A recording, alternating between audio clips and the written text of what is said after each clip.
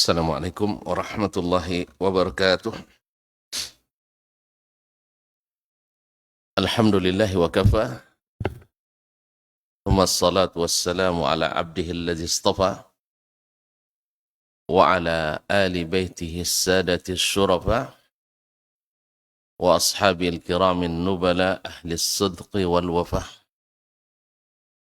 Ashhadu an la ilaha illallah wahdahu la sharika lah jalla wa ala wa ashhadu anna Muhammadan abduhu wa rasuluhu al-mustafa wa nabiyuhu al-mujtaba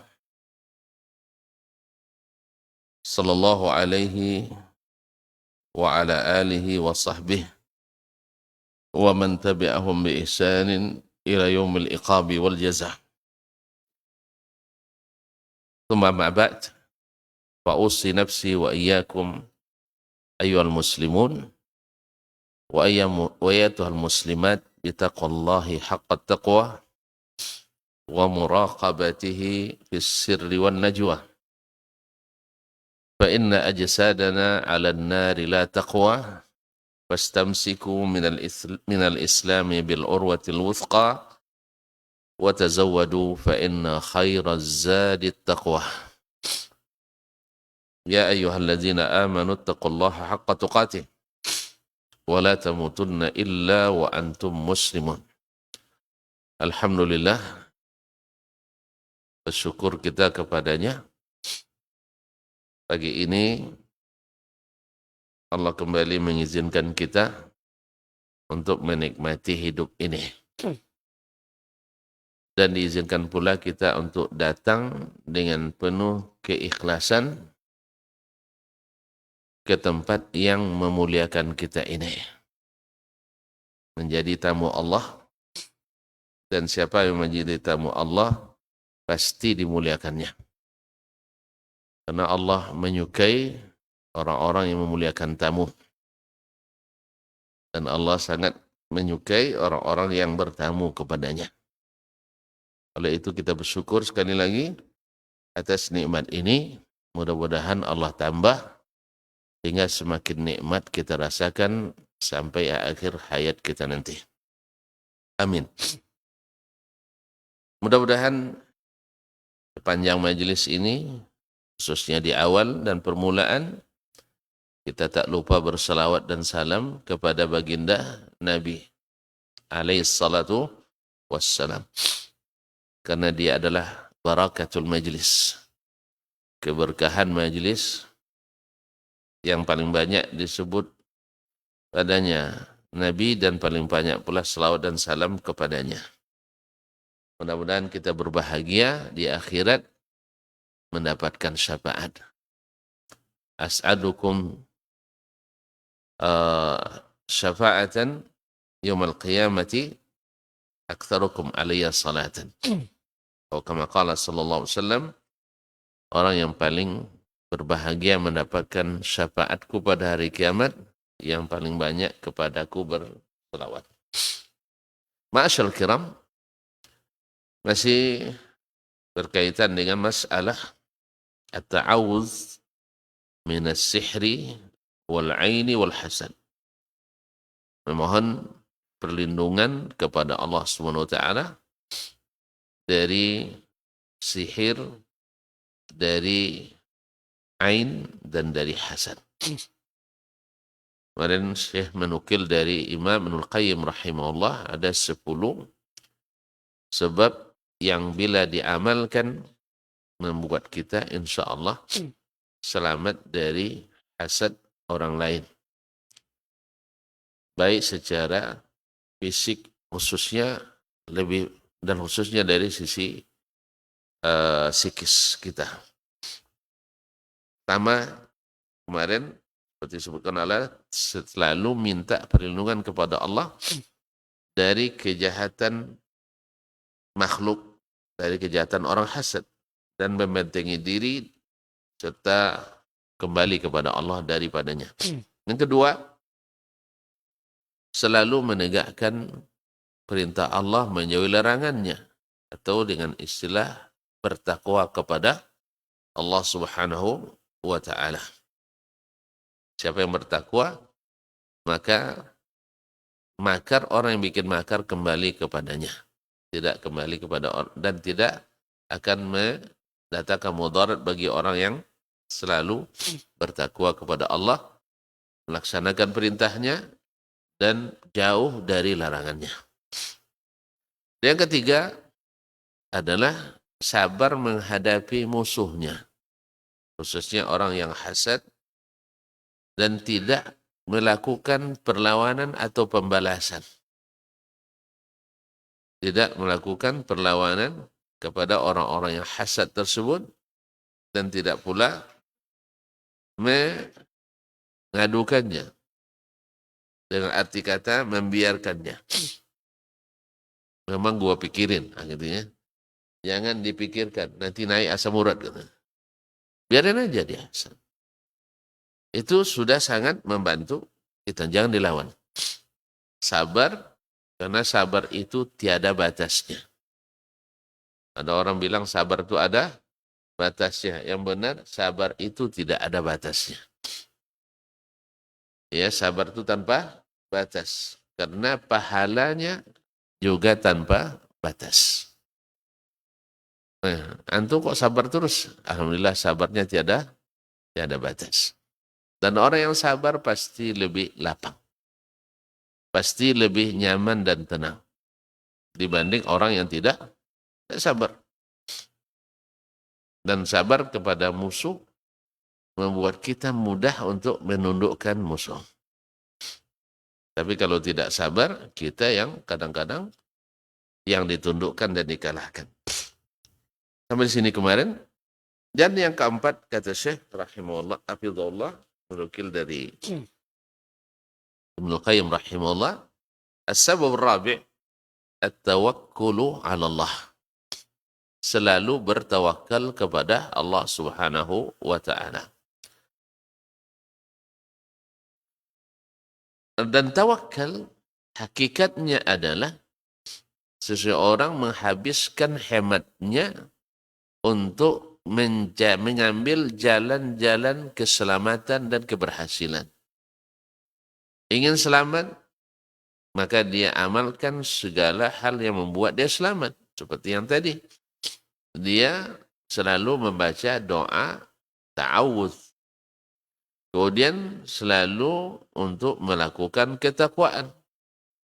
Dan selalu sabar, tidak memberikan perlawanan. Ini kan sebab-sebab ini. Hasilnya diserahkan sepenuhnya kepada Allah. Berkata para ulama, saya tidak salah juga Ibnu Qayyim rahimahullah mengatakan, ketika menyiapkan sebab-sebab itu, seolah-olah kita seolah-olah kita mengandalkan sebab itu. Artinya kenapa? Kenapa antum sabar? Karena saya ingin selamat. Tapi di saat setelah melaksanakan itu, maka serahkan hasilnya kepada Allah dan kita lupakan sebab itu. Misalnya kita nak ujian nih, lalu kita murajaah, kita menghafal, kita muzakarah, mengulang pelajaran. Seolah-olah itulah yang membuat kita lulus. Tapi di saat ujian, dah kita lupakan itu semua.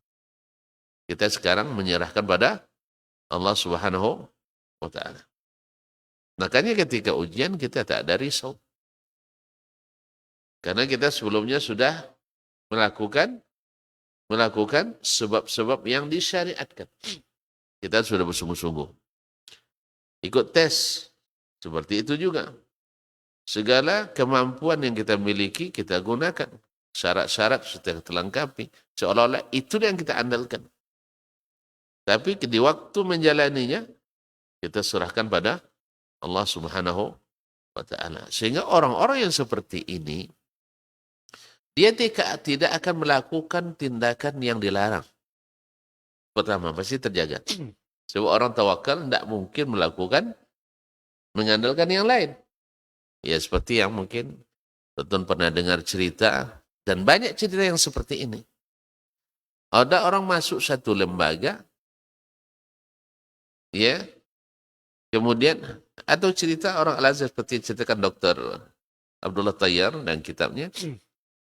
Ada seorang pemuda dari Aljazair di saat negerinya tidak aman perang saudara, karena waktu itu partai Islamnya menang, akhirnya diganggu oleh Barat, diadu domba. Masih ingat? Hah? Partai Islamnya menang. Macam di Mesir juga kemarin kan terpilih presidennya dari partai Islam. Ini diganggu oleh Barat sehingga kacau. Akhirnya itu dipaksa mundur atau dihakimi dan sebagainya. Pahamlah tuan-tuan. Diganggu oleh Barat sehingga kacau negaranya. Akhirnya beliau terpaksa hijrah. Anak muda, belum menikah. Hijrah ke Inggris, ke London, mengadu nasib.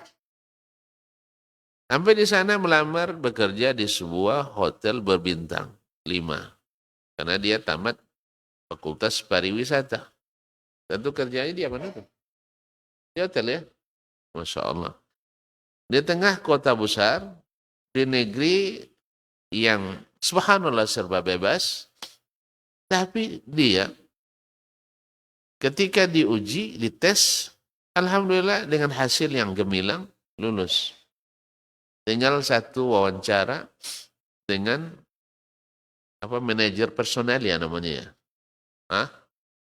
Betul no? Nah, kalau salah kasih tahu biar saya tidak salah lagi nanti. Nah. Iya itu namanya. Hah? HRD. Apa kepanjangan HRD? Ah? Tentu kayak SPP aja. Semua kita tahu bayar SPP, tapi ditanya kepanjangannya banyak nggak tahu. Saya pernah di Raker Nasional kan, saya tanya bendaharanya, apa kepanjangan SPP? Pada bingung jawabnya. Ada yang bilang sumbangan pakai PT katanya. Rupanya tidak tahu ya. HRD namanya ya. Yalah, pokoknya yang penting saya jangan sampai salah ya. Nah, jadi kaum muslimin dan muslimat dites, alhamdulillah lulus juga. Cuman tinggal satu tes lagi. Apa tesnya? Malam minggu Anda harus menemani tamu di diskotik hotel. Ya, kalau di barat kan tidak ada yang tidak ada diskotik kan. Di sini aja. Ada hotel yang tidak ada diskotiknya. Kayaknya nggak ada ya. Syarat bintang kayaknya tuh. Kalau tidak dapat bintang harus pakai diskotik. Coba bayangkan, dia tinggal di negeri asing, negeri orang kalau tidak boleh sebut kafir ya, negeri orang yang tidak aturan syariat. Akhirnya apa yang terjadi? Ketika dengar harus menemani tamu, yang tamu itu ada bagian akhwat, ada bagian ikhwannya. Ada enggak? Hah? Enggak ada kan? Kalau tamunya yang akhwat, dia harus layani juga. Pokoknya dia tak di diskotik. Subhanallah. Dia syarat-syarat lulus sudah ada padanya. Kuliah dengan baik, dengan hasil gemilang, kemudian semuanya bisa dia jawab dengan baik. Sekarang dihadapkan pada masalah ini. Kalau dia tidak tawakal sama Allah Subhanahu Wa Taala, tengok kiri kanan tidak ada orang kampung lah, tidak ada orang kampung. Kok gitu kita kan? Tidak ada orang yang akan melihat kita. Tengok Ustaz Dasman tidak ada sini nampaknya. Misalkan, atau demikian juga Ustaz sebaliknya. Tidak ada jemaah baru, tidak ada jemaah. Akhirnya kalau kita mungkin masuk, kan di negeri kita tidak aman. Kita sedang dirantau. Kita butuh pekerjaan. Susah jadi pekerjaan. Sekarang lulus di tempat yang Masya Allah menjanjikan. Tentu berat baginya. Paling-paling kita nanti seperti nasihat sebagian ustadz, masuk aja dulu nanti taubat selepas itu kan itu kan. Kan banyak juga nasihat seperti itu. Jadi kerjakan aja dulu nanti selepas dapat kerja baru bertaubat. Kan ada juga setan bilang itu kan. Ya setan jadi manusia dan setan jin. Anak ini enggak. Ini maksudnya ketika orang tawakal dia tidak akan melakukan pelanggaran. Apa dia bilang? Saya ini seorang muslim. Mohon maaf Pak. Saya seorang muslim. Orang Islam tidak dibenarkan masuk ke tempat seperti itu. Masya Allah. Tamat pariwisata, tapi tahu itu ya. Kayaknya ada di Fakultas Pariwisata kita disampaikan hal seperti ini. Hah? Hah? Enggak. Kayaknya enggak ada ya. Nanti dikira radikal nanti. Subhanallah, dia bilang, saya Muslim, enggak mungkin masuk ke tempat seperti itu. Akhirnya apa yang terjadi? Kalau dulu persangkaan kita, langsung enggak lulus, didiskualifikasi. Dan dia membayangkan itu juga. Sebab dia tinggal di negeri yang itu bukan pantangan, tapi syarat wajib itu sebuah hotel. Saya bagi dia, ayah lulus tidak lulus lah, yang penting saya tidak ikut. Kenapa? Karena dia tahu bahwa rezeki bukan hanya di sini. Inilah makna daripada hakikatut tawakkul. Ya, ketika dihadapkan pada pilihan yang benar atau salah, dia tidak ragu milih yang benar. Saya Muslim. Identitasnya nampak. Ya, bahwa Muslim tak boleh masuk diskotik. Antum lebay sekali ya. Zaman dulu ialah tidak ada diskotik. Zaman Nabi mana ada diskotik? Sekarang diskotik itu wajib katanya. Ustaz aja masuk katanya kan. Ustaz aja pernah masuk katanya. Allah musta'an. Enggak, dia tidak mau. Akhirnya subhanallah. Allah yang maha menentukan. Hati orang kafir kan Allah juga yang pegang. Sah? Betul kan? Atau ada Tuhan lain lagi? Tetap Allah yang mengendalikannya. Mendapat jawaban anak itu, ternyata itu yang ditunggu-tunggu. Langsung sang manajer berdiri dan memeluk anak ini. Seperti Andalah yang kami rindukan. Sebab kami sudah mengalami banyak masalah dengan karyawan yang malam minggu main di diskotik, pulang mabuk, lambat tidur, besok lambat masuk. Sah? Ini mereka sebenarnya dah paham sebenarnya yang seperti itu merusak. Tapi karena sudah menjadi kebiasaan yang tidak bisa ditolak, akhirnya menjadi syarat mutlak. Nah, sekarang ada orang berpotensi dan berprestasi mau meninggalkan yang seperti itu. Maka dihargai. Mulai besok, Anda sudah bekerja di sini. Masya Allah. Jelas ya? Wa may yatawakkal 'ala Allah bahwa hasbuh. Siapa yang tawakal kepada Allah, Allah cukup baginya. Oleh itu, orang yang tawakal, kata Syekh, fa may yatawakkal 'ala Allah bahwa hasbuh. Siapa yang tawakal kepada Allah, Allah mencukupinya. Wa tawakkul min aqwal asbab allati yadfa'u biha al-'abdu ma la yutiqu min adzal khalq. Dan tawakal itu adalah sebesar-besar sebab yang dengannya hamba menolak mudarat yang datang dari makhluk. Dan tuan-tuan masih ingat juga kisah orang tua Buya Hamka. Nah, masih lupa atau masih ingat? Nah, orang kita kan masih lupanya lebih dominan ya. Nah, ayahnya Buya Hamka di masa penjajahan Jepang, seperti yang diceritakan oleh Buya, dan anak Buya yang menceritakan kepada kita, bahwasanya ketika ada Buya Hamka, Buya Karim Amrullah, ya, dia Karim Amrullah kan? Buya Hamka siapa namanya? Haji, A Abdul, M Malik, K Karim Amrullah. Nah, jadi itu singkatan nama beliau dan nama ayahnya. Haji, A Abdul, M Malik, K Karim, A Amrullah. Baru tahu juga nampaknya. Nah, Haji Abdul Malik Karim Amrullah. Jadi ayahnya Karim Amrullah, Haji Karim Amrullah, rahimahullah rahmatan wasi'ah, dengan beberapa kiai dari berbagai daerah yang ditangkap oleh orang Jepang, dibawa ke Batavia. Batavia di mana? Bukan Batavia Air. Batavia di mana? Jakarta. Nah, Jakarta dulu namanya Batavia. Dibawa ke Batavia, di situ dikumpul pagi-pagi menjelang matahari terbit. Karena orang-orang Shinto, orang Jepang kan agama Shinto penyembah matahari. Mungkin keturunan orang-orang Sabak dulu. Di bawah Ratu Balqis dulu kan penyembah matahari, sujud pada matahari.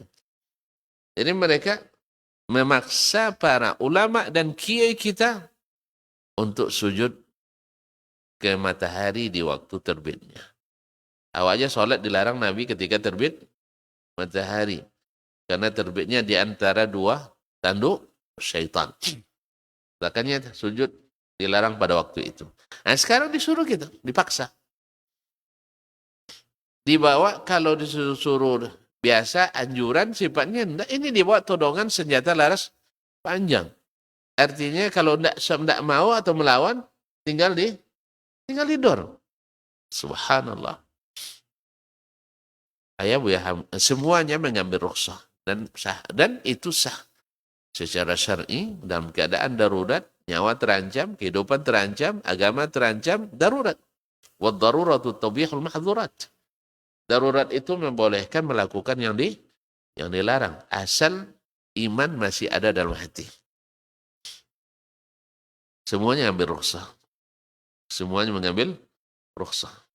Kecuali Buya Karim Amrullah. Dia enggak.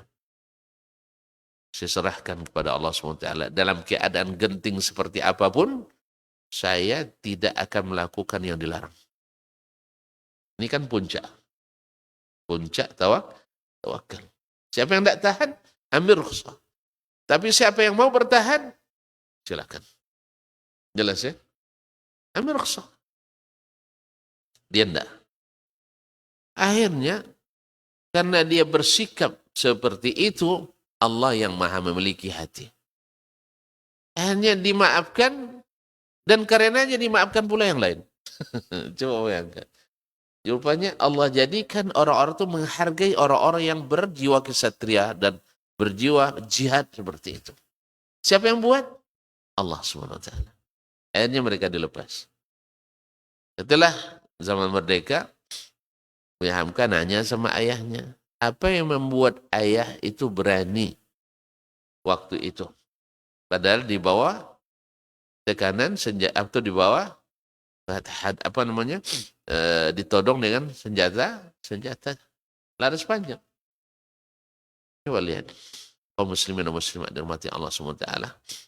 Dia katakan mati itu semuanya sama, tidak ada yang enak. Makanya tuan-tuan kan takut mati kan? Sah? Karena mati itu tidak ada yang enak.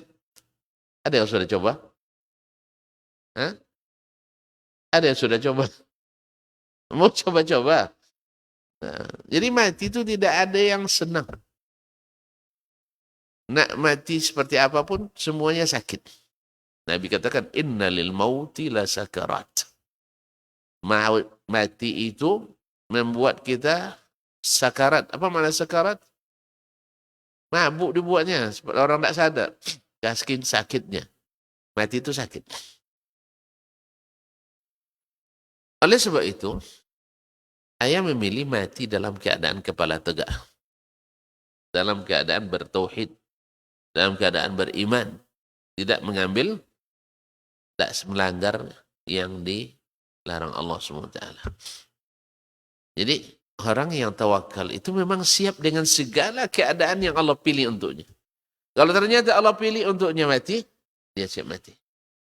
Dan yang seperti ini matinya, mati syahid. Sama dengan, kalau sekarang kita sudah berusaha, berta'awuz, membaca doa pagi petang, tidur, bangun tidur, masuk kamar mandi, keluar kamar mandi, masuk masjid, keluar masjid, masuk rumah, keluar rumah, sah? Kita sudah melakukan yang disuruh Allah SWT. Kena juga kita. Ya kan? Berarti itu hasil yang Allah pilih untuk kita. Dan dia siap untuk menerimanya. Ketika ada seorang wanita yang selalu wanita yang selalu apa istilahnya kerasukan ya, bukan kerasukan apa namanya? Hah? Ayan ya, Yayan.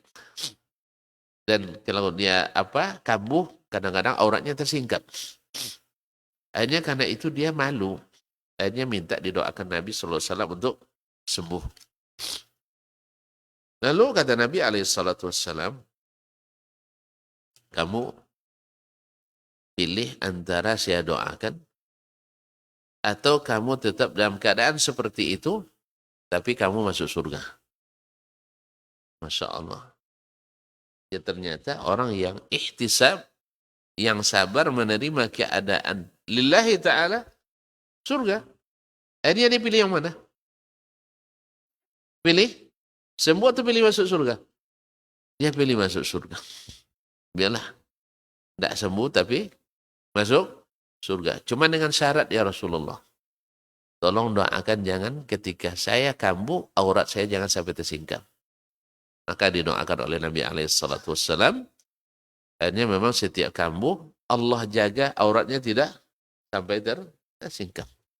Masya Allah, tabarakallah. Dia nikmati keadaan itu karena surga lebih tinggi daripada hidup yang sebentar ini.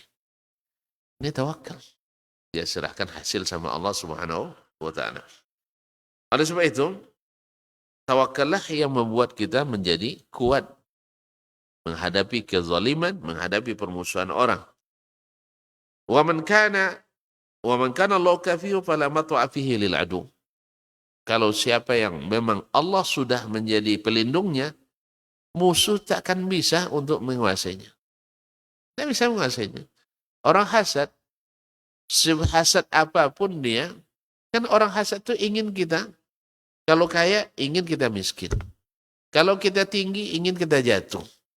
Kalau kita bebas dia ingin memenjarakan kita. Misalnya, atau menahan gerak kita. Tapi kalau Allah yang menahan, Allah yang menjadi pelindung, kalau kita tawakal sama Allah, semua usaha yang dilakukan akan gagal. Semua yang dia usahakan pasti akan gagal. Ma'asyiral kiram minamati Allah SWT.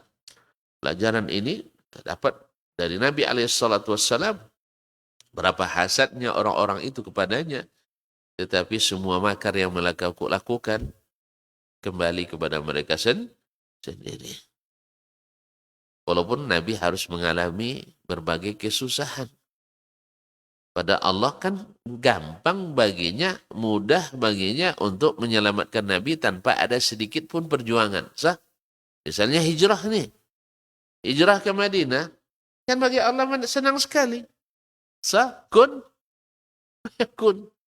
Pokoknya dari Mekah, Nabi langsung terbang ke Madinah. Sahih? Sahih? Tak. Allah tidak mau seperti itu. Sebab nanti kalian berhujjah. Iyalah, Nabi senang aja di berdakwah. Kami hijrah payah-payah. Sah? Kan ya? Hijrah meninggalkan riba. Harus susah-susah hidup. Dari dulu gaji 400 atau pendapatan 400 juta sebulan. Sekarang harus jual es doger. Apa es doger? Dorong gerobak. Doger itu kan dorong gerobak. Jual seblak. Apa itu seblak? Tak tahu juga ya. Macam-macam. Subhanallah. Yang kira mudah. Tetapi ketika kita sodorkan, Nabimu dulu untuk hijrah dikejar-kejar orang. Sah? Diburu-buru. Harus bersembunyi. Di Gua Hira. Sah? Harus berjalan kaki. Dari jarak 450 km. Mekah Madinah. Dan itu dalam suasana bukan nyaman. Sehingga Abu Bakar sebentar lari ke depan, sebentar lari ke belakang. Kiri kanan. Tak khawatir ada yang mencari dan mengejar. Dan memang ada yang mengejar. Dikejar oleh Suraqah bin Malik bin Ju'shum. Ketemu. Nah, di saat itu baru Allah berikan perlindungan. Sah? Dan sampai tentara yang ahli berkuda, ahli main pedang, ahli main senjata. Nah, datang mengejar Nabi SAW. Nah, di saat itu Allah berikan mukjizat itu. Setiap dia nak sampai, terperosok, kaki ontanya berdepan, otomatis terjatuh. Dia guling-guling sampai depan kaki Nabi. Kalau udah depan kaki Nabi, dia terguling, siapa punya? Hah? Tentu Nabi yang punya sekarang. Nabi yang punya. Sehebat apapun tentara, kalau sudah terguling depan kita, kita punya kan? Nah, akhirnya Nabi maafkan. Nabi maafkan, tapi tak losi juga dia, tak jerah juga.